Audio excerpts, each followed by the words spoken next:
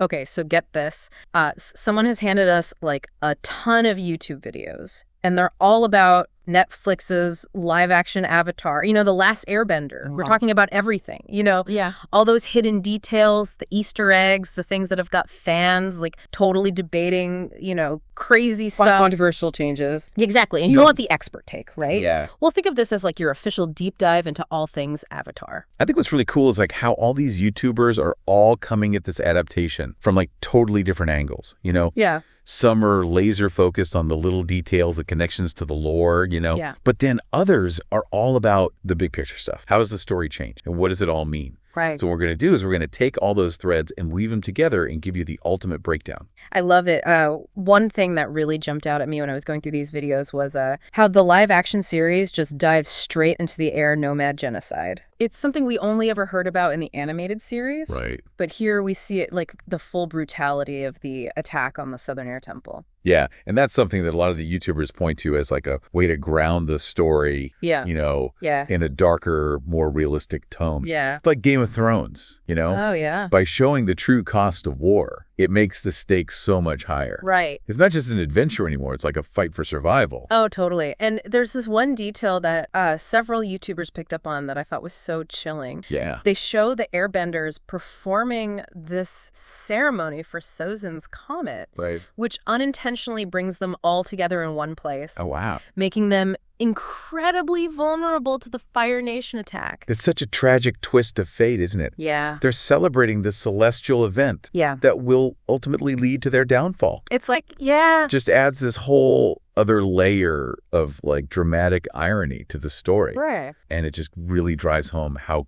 cunning and ruthless the Fire Nation is. Okay, let's shift gears for a second and talk about Odysee. Okay. A lot of YouTubers are pointing out like a pretty big change to his motivation for running away. In the original, you know, he's feeling all this pressure of being the Avatar and he flees out of fear. Right. But in the live action, he just gets caught in a storm while he's out flying with Appa. You know, it seems like a small change on the surface, but it actually has these ripple effects throughout his entire arc. Oh, really? You know, in the original, his guilt and shame were like so tied to the fact that he ran away. Right. It was his burden to bear. Yeah. But in the live action version, that guilt doesn't hit with the same intensity at all. Right. So it raises the question, will his eventual acceptance of his destiny as the Avatar be as powerful without that underlying guilt? That's a really good point. Yeah. It makes you wonder if the writers are like intentionally shifting the focus away from Aang's internal struggles and more towards the, you know, external conflict with the Fire Nation. It's definitely something to watch as the series goes on. For sure, for sure. And speaking of changes, we can't ignore like the elephant in the room.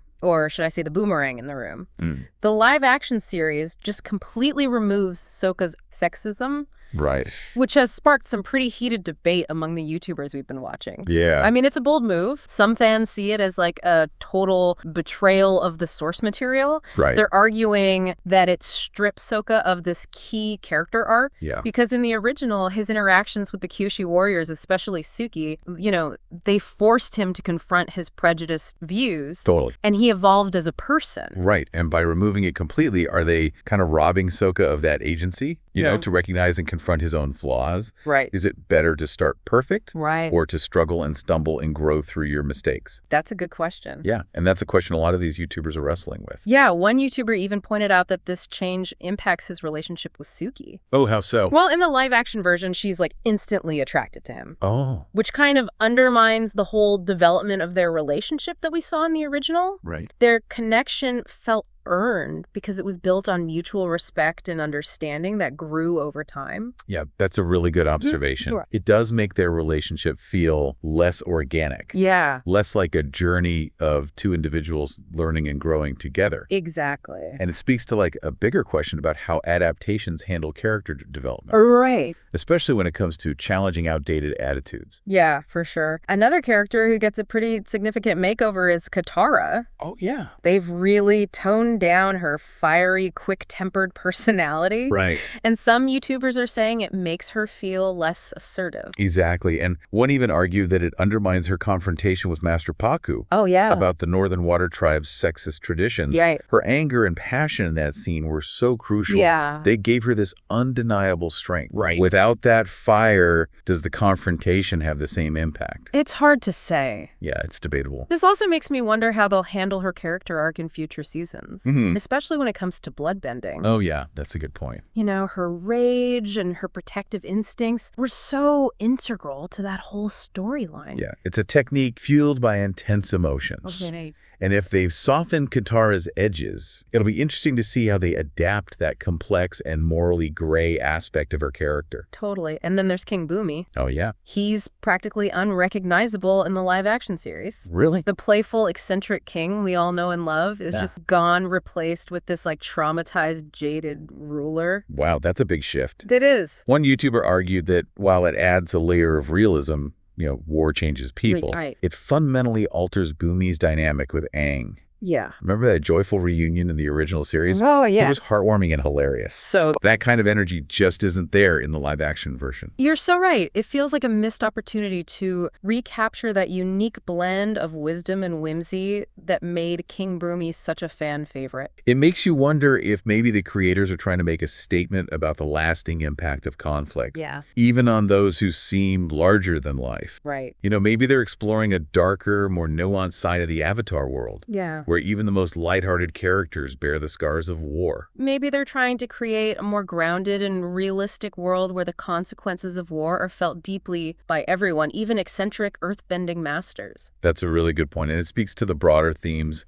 the live-action adaptation seems to be exploring. Like what? Trauma resilience, Yeah. the long shadow of conflict. Right. It's definitely a departure from the more lighthearted tone of the original, but could lead to some really powerful storytelling moments. For sure. Now, amidst all these character changes, there are a few world-building additions that I thought were interesting. Oh, yeah, like what with... The most notable one, I think, is Azula's early introduction. Right. She's brought in much earlier than in the animated series, and they don't waste any time showing us how cunning and ruthless she is. Oh, absolutely. And one YouTuber pointed out this really chilling scene Yeah. where she manipulates this group of Fire Nation rebels, Oh, wow. leading them straight into a trap where they're Wow. burned alive. Oh, my God. It's this brutal display Yeah. of her power and her willingness to just exploit anyone to get what she wants. That's intense. It's a really powerful scene, and it gives us a glimpse into the complexities within the Fire Nation itself. Right. Not everyone is just blindly following the Fire Lord. Right. There's dissent and rebellion brewing beneath the surface. That's such a good point. It adds this whole other layer of nuance to the world building. Right. The Fire Nation isn't just this monolithic force of evil anymore. Yeah. It's a society with its own internal struggles and divisions. Right. It makes the conflict feel more multifaceted and realistic. Totally. Another world-building addition that I thought really deepened the lore is the expansion of Zuko's backstory Yes. and his connection to the 41st Division. It's done so beautifully. Oh, no. The live-action series really fleshes out this part of his past, Yeah. revealing his early compassion and highlighting his father's disapproval of it. Right. It just gives us this much more nuanced understanding of his motivations and his inner conflict. Yeah. It's not just about redemption anymore. Right. It's about a young man grappling with trauma duty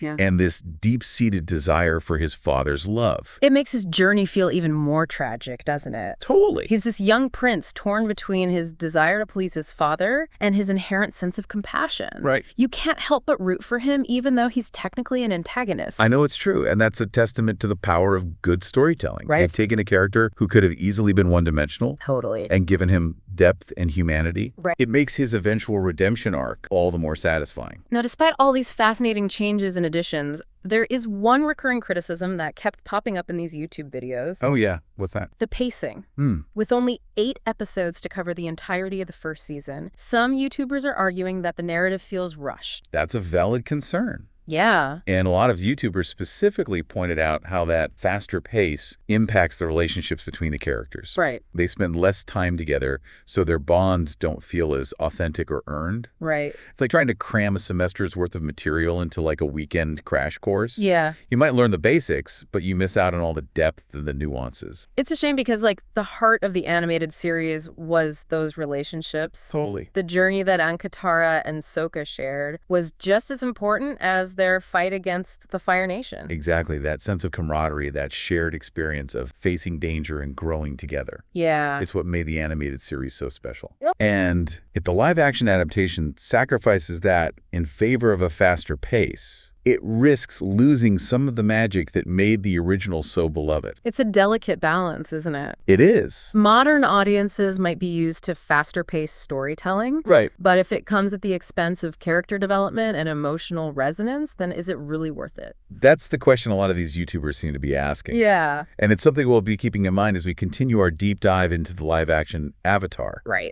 There's a lot more to unpack, from the changes to the spirit world to the streamlining of Aang's training. Oh, yeah, we got a lot more to cover. So stay tuned for part 2, where we'll delve even deeper into the intricacies of this complex and divisive adaptation. Yeah, can't wait. You know, it's interesting how this whole pacing thing ties back to the bigger question of what an adaptation should be.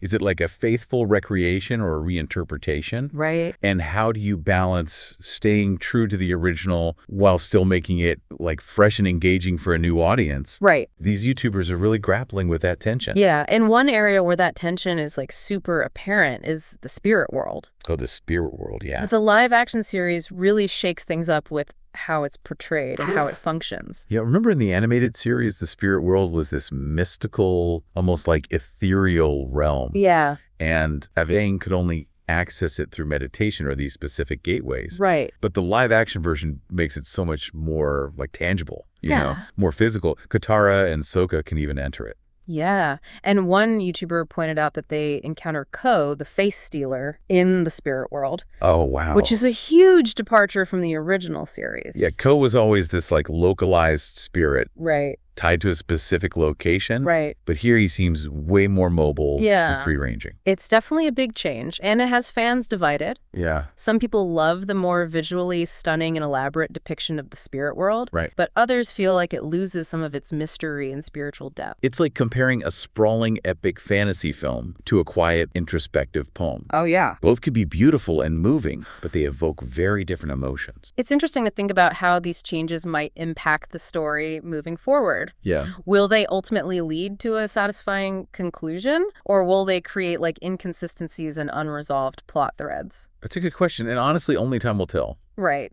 But it's definitely something for viewers to think about as they watch the series unfold. Okay, another point that several YouTubers raised was how the live-action series seems to be streamlining Aang's journey to master all 4 elements. Right, like in the original series, finding a bending master for each element was a major part of the narrative. Totally, and those journeys were so much more than just training montages. They were full of challenges and obstacles that forced Aang to grow, not just as a bender, but as a person. Yeah. And they allowed us to explore all these different cultures and philosophies within the Avatar world. Right. But here it feels like Aang's training is on fast forward. One YouTuber even pointed out that he doesn't even learn waterbending while he's at the Northern Water Tribe. Oh, wow. Which was a huge deal in the animated series. Yeah, instead it's implied that Katara will teach him. Right. And while she's definitely a skilled waterbender, it does raise the question of whether Aang will receive the same depth of instruction and mentorship that he did in the original. Right, because those masters weren't just teachers. No. They were guides offering wisdom and perspective that went beyond just bending techniques. Exactly. Think about Master Pakku teaching Aang about the spiritual side of waterbending. Right. Or Zhang's lessons on discipline and control. Right.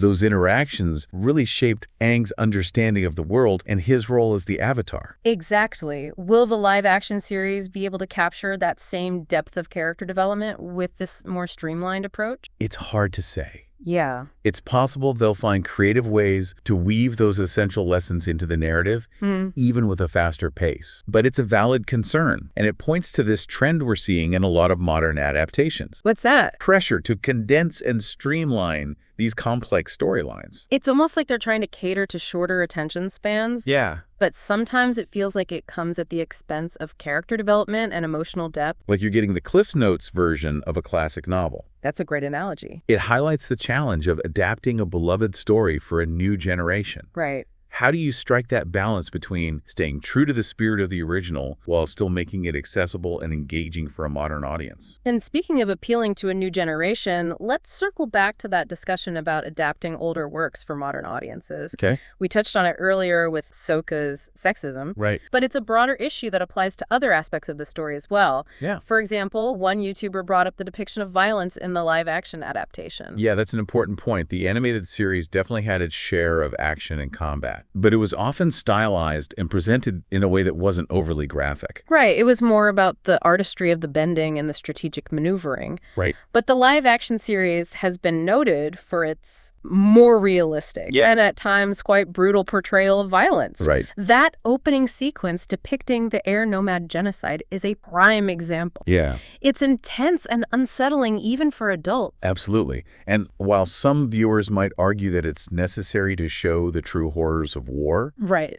others might feel like it's too intense for younger viewers. Yeah. Especially those who are familiar with the lighter tone of the animated series. Right. It's a delicate balance. It raises a lot of questions about how to adapt stories that deal with sensitive or mature themes. Yeah. How do you make it impactful without being gratuitous? Right. How do you stay true to the gravity of the situation without alienating or traumatizing your audience? It's a challenge for sure, and there's no easy answer, but it's a conversation worth having as we continue to revisit and reinterpret these beloved stories for new generations. Now, beyond those broader issues of adaptation and modernization, some YouTubers pointed out specific creative choices in the live-action Avatar that they found like puzzling or even frustrating.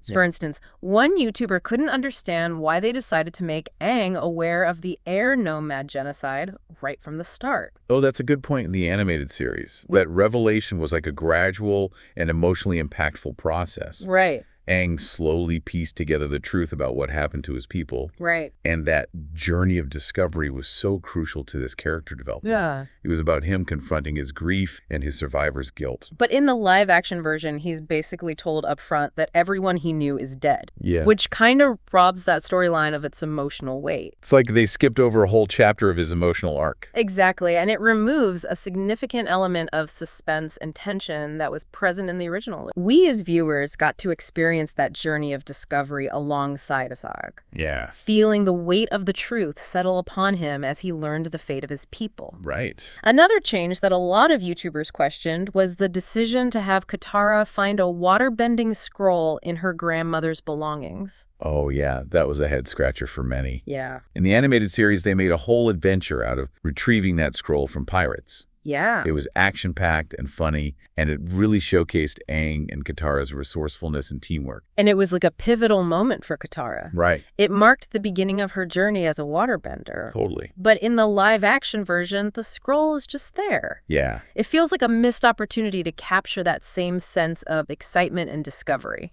It's almost like they were trying to rush through those key moments Right. to get to the bigger action set pieces. Right. But in doing so, they might be sacrificing some of the heart and charm that made the original series so special. One last character change I want to touch on before we wrap up this part is King Bumi. Okay. We talked about how his portrayal in the live-action series is drastically different from his animated counterpart. Right. That jovial, eccentric energy is just gone. It is, he's much more somber and jaded. And while the live-action series tries to explain it by attributing it to the trauma of war, it still feels like a fundamental shift in his personality. Right. It's hard to imagine this more serious, subdued version of King Bumi engaging in the same kind of whimsical challenges and philosophical discussions that we loved in the original. Exactly, and it makes you wonder how they're going to handle his role in future seasons, Right. especially since his playful nature and his unique bond with Aang were such key elements of their interactions in the animated series. It's like they took a character who embodied the joy and resilience of the human spirit and weighed him down with the burdens of the world. Yeah. It might be a more realistic portrayal of the impact of of war, but it feels like a loss for the story. It takes away some of that lightheartedness and wonder that made the original series so captivating. And that leads us to the question that a lot of these YouTubers are wrestling with. What's that? Is the live-action Avatar trying to be something completely different?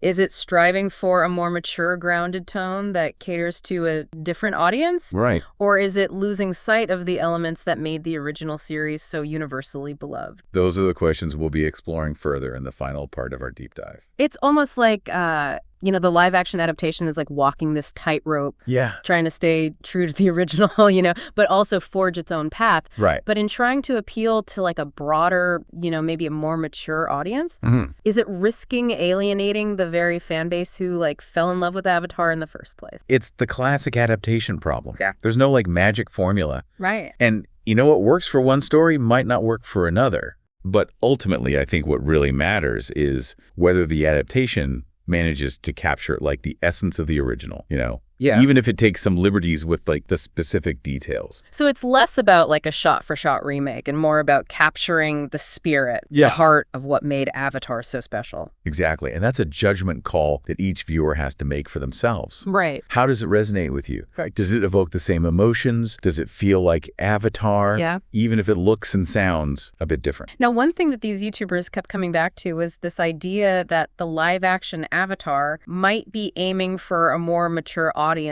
than the animated series. It's a common observation, and there's definitely evidence to support it. Yeah. The darker tone, the more graphic violence, the way they like delve into these complex themes, like trauma and political intrigue. Yeah. It all points to a desire to create like a more sophisticated viewing experience. Yeah. Like one YouTuber pointed out how the live action series really digs into the political machinations of the Fire Nation. Oh, yeah. Showing us like the power struggles and betrayals within the ruling elite. Right. We see Azula playing the Game of Thrones, Totally. manipulating her siblings, vying for her father's favor, crushing anyone who stands in her way. It's a level of political scheming that we only like glimpsed at in the animated series. And another YouTuber highlighted how much richer Zuko's backstory feels. Oh, yeah. We learn more about like the events leading up to his banishment, Right. the complexities of his relationship with his father, his own internal struggles with duty versus compassion. It adds so many layers to his character. It does. He's not just a firebending prince seeking redemption. Right. He's like a young man wrestling with trauma. Yeah. Trying to find his place in a world that seems determined to break him. It's the kind of character depth that can really resonate with like an older audience who are looking for more than just a simple hero's journey. Absolutely. Yeah. It speaks to the potential of this live-action adaptation to explore these characters and themes in ways that the animated series just couldn't. Right. With its younger target audience. But the big question, and the one that a lot of these YouTubers seem to be struggling with, is can you appeal to a wider, more mature audience without alienating the core fan base who grew up with Avatar, The Last Airbender? It's the million-dollar question. It is. And I don't think there's an easy answer. Because, let's be real. Yeah. Those of us who watched the original, you have this strong emotional connection Totally. to that story, to those characters. Right. Change is hard, even when it's done with the best intentions. It's like revisiting your childhood home after years of being away. Oh, yeah. Some things are the same, some things are different, and it can evoke all sorts of emotions. I think what these YouTube videos really highlight is that the live-action Avatar isn't just a rehash. Right. A carbon copy of the animated series. It's a reinterpretation. Yeah. A reimagining. Yeah. And for some fans, that's exciting. It's an opportunity to see this beloved story through like a new lens. Right. But for others, it feels like a betrayal.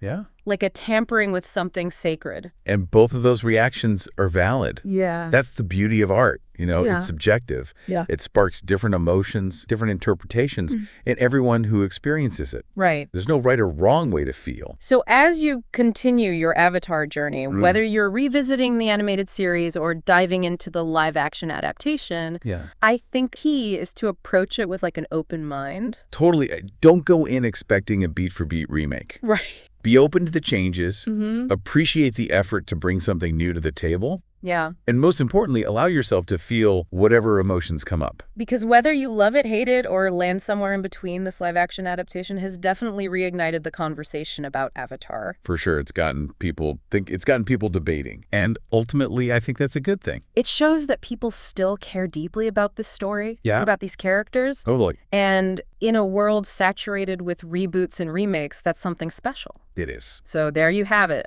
a deep dive into the world of Avatar discourse, guided by the insights of some passionate YouTubers. We've unpacked the changes, analyzed the controversies, and explored the potential implications for the future of the story. As you continue to engage with the Avatar universe, remember that every adaptation is a conversation, Yes. a dialogue between the old and the new. Participate in that conversation. Share your thoughts, debate the choices, Yeah. and most importantly, form your own conclusions about what makes this story so enduring and captivating. Because at its core, Avatar is a story about hope, Right. resilience, and the power of human connection. Yeah. And those are themes that resonate no matter what form the story takes. Exactly. It's a story that speaks to the human spirit, Yeah. reminding us that even in the darkest of times, there's always light to be found. Right. And there's always a reason to fight for what's right.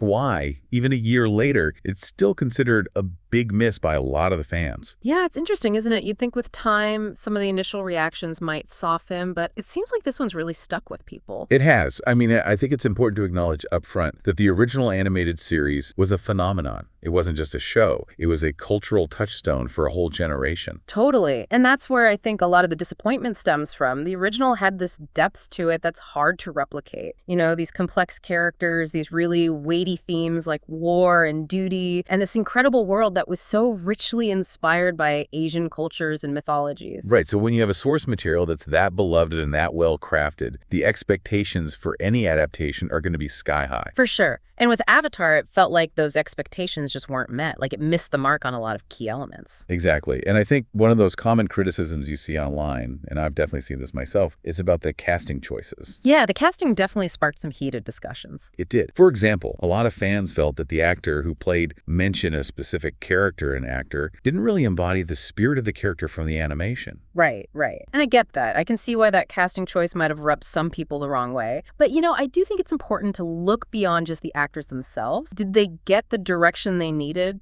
to really inhabit those roles? Did the script give them the material to truly capture the nuances of those characters? That's a good point. I mean, maybe the issue wasn't so much the actors themselves, but the material they were given to work with. Exactly. Because a great actor can only do so much with a script that's not serving them. Right. So it's not just about the faces, but about how these characters are portrayed, how they're written. And speaking of portrayal, another big criticism I kept seeing was how some of the storylines from the original were altered or even completely omitted. Yeah, the changes to the source material. That's always a tricky one with adaptations. It is. I mean, you'll always have some changes, right? But it's about figuring out which changes are just cosmetic and which ones really fundamentally alter the core of the story. Absolutely. And with Avatar, some of those changes really did seem to shift the narrative in ways that didn't sit well with a lot of fans. Yeah, and to give you a concrete example, remember how in the animated series mentioned a specific plot point from the original series played out? It was this really pivotal moment. Oh, yeah, I remember that. So impactful. It was. But in the live-action version, they changed it to describe the change. And it left a lot of fans confused and kind of like, why would you change that? Yeah, that's a change that definitely goes beyond just being cosmetic. It actually alters the whole focus of the narrative. Like in the original, that plot point was all about original theme, but in the adaptation, it shifted the emphasis to adaptation's theme. Exactly. And it's a subtle difference, but it ripples out and affects how you perceive the whole story. And, you know, it wasn't just the narrative changes that were criticized. The visuals also got a lot of flack, and understandably so. Yeah, the visuals were a big part of what made the original Avatar so captivating. Like that animation style, it wasn't just aesthetically pleasing, it was integral to how the story was told. Totally. Like even thinking about those bending sequences. In the animated series, it was so fluid, so dynamic, it was almost like a dance. Exactly. But in the live action, I felt like some of that fluidity was lost. It felt stiffer somehow, less expressive. It did, didn't it? Like they just couldn't quite capture that same energy or visual flair in the live action format. And what's interesting is that this whole Avatar situation really brings up this larger question of how to successfully adapt something as beloved and visually unique as an animated series into a live action format. Yeah, because it's clearly not an easy feat. It's a real balancing act. You have to honor the original while also finding ways to make it work in this completely new medium. Right. And sometimes that balance is hard to strike. It is. And in this case, I think many would say that the live-action Avatar didn't quite manage to walk that tightrope. So what can we really take away from all of this? Yeah. I think it's that adapting a work like Avatar, something that has such a dedicated fan base, is incredibly complex. You have to really understand what resonated with people in the first place and figure out how to translate that essence into a new form. Absolutely. And I think this also raises an even broader question about the future of live-action adaptations in general. Like, can filmmakers learn from these challenges? Can they find ways to bridge the gap between animation and live action more effectively? It's a big question. I mean, the live-action Avatar might not have captured the magic of the original for many fans, but it definitely serves as a valuable lesson in adaptation. It shows us how crucial it is to truly grasp what made the source material so special and to find ways to honor that in any adaptation you create. So I guess what I'm left wondering is, what elements of the original Avatar really stood out to you? And do you think those elements could have been translated to live action more effectively? It's something to think about as we see more and more beloved animated works make this leap into the live action world. A lot to ponder, that's for sure. Absolutely. Thanks for joining me on this deep dive. My pleasure. Always fun to chat about these things. Until next time. See you then.